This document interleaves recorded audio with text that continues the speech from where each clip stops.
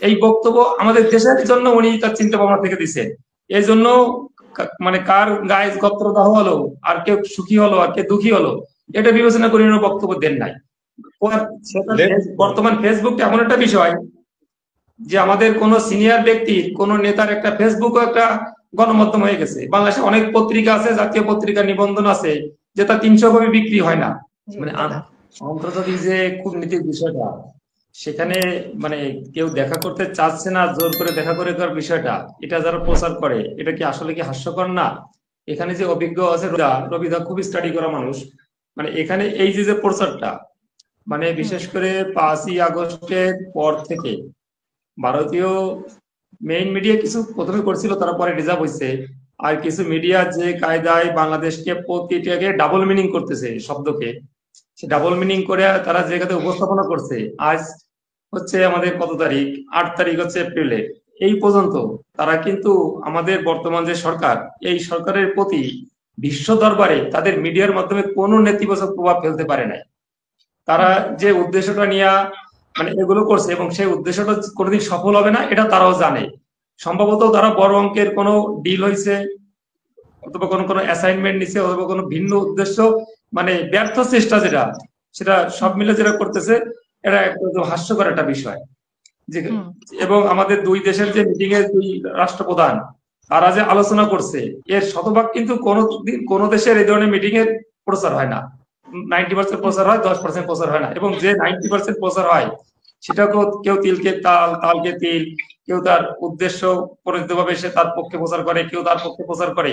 সব মিলে যেটা বলা হচ্ছে জোর করে, এখানে জোর করার কোনো সুযোগ নাই, জোর করে এখানে কোনো দেখাও করে নাই। আর আমাদের শফিকুল আলম ভাই যে বক্তব্য দিছে, শোনেন, আমার এখানে রবিবার বক্তব্য দেবে, রবিবার বক্তব্য দেওয়ার পরে রবিবার দলের সব লোকেরও ভালো লাগবে না।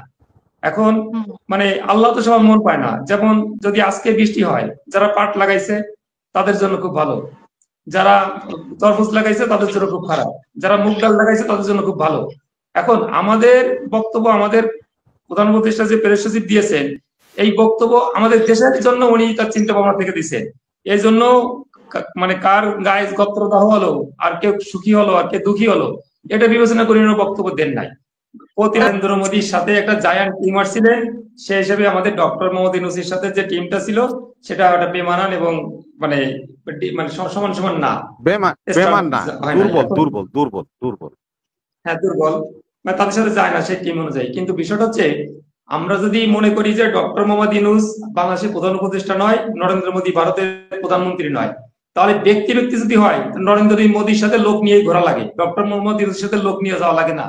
ডক্টর মোহাম্মদ নিজে একটা quality man, Narendra Modi personally ভারতের প্রধানমন্ত্রী বাদে কাল তার সন্ন্যাস নিতে হবে। কোন মনমোহন সিং যেমন হারাই গেছে, হারা যাবে, কিন্তু ডক্টর মোহাম্মদ ইউনূসের একটা গ্যাম্বেল ওয়ার্ল্ড আছে, সে এই জাতীয় কথাবার্তা একা ফেস করতে পারে, সে এ ধরনের অনেক প্র্যাকটিস তার আছে। কিন্তু নরেন্দ্র মোদী সেই প্র্যাকটিসটা নেই, এজন্য তার পিছনে সবসময় একজন মানুষ থাকা লাগে, এখানে তার দুর্বলতা আছে নরেন্দ্র মোদী। আর আমাদের শফিকুল সাহেব যদিও প্রেস সচিব হয়, তিনি একজন যুগ্ম সচিবের পদমর্যাদা বর্তমানে রাখেন। এখন তিনি যেমন নরেন্দ্র মোদী সিনিয়র সচিব যখন বলতে পারে। এখন সে তার বর্তমান ফেসবুক এমন একটা বিষয় যে আমাদের কোন সিনিয়র ব্যক্তির কোন নেতার একটা ফেসবুকও একটা গণমাধ্যম হয়ে গেছে। বাংলাদেশে অনেক পত্রিকা আছে, জাতীয় পত্রিকা নিবন্ধন আছে, যেটা 300 কপি বিক্রি হয় না, অথচ একটা ফেসবুকের একটা পোস্ট মানে কয়েক লক্ষ মানুষ দেখে। এই হিসেবে এখন এই ফেসবুকটাও গুরুত্বপূর্ণ। এখন ভারতের যে মিডিয়া, ভারত কি করছে, এই যে জায়ান্টের কথা বললেন, এই জয়শঙ্করের মতো লোক পররাষ্ট্রমন্ত্রী হওয়ার পরেও কিন্তু ভারত তার সব মানে আশেপাশের দেশগুলোর সঙ্গে হারাই ফেলছিল, ধরে রাখতে পারে নাই।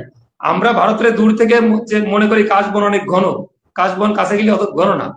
আমরা ভারতকে যে বড় বড় হ্যাডাম মনে করি, ওই হ্যাডাম মনে করাটাই আমাদের সবচেয়ে বড় একটা দুর্বলতা।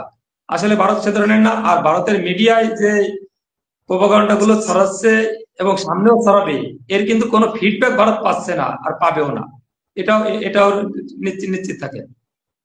অতএব মানে আমাদের যে দিন শেষে আমাদের দেশ, আমাদের প্রেস সচিব যেটা বলছে ওটা আমাদের কাছেই রাইট, এবং আমরা ওইটাই নিয়েই এগোই।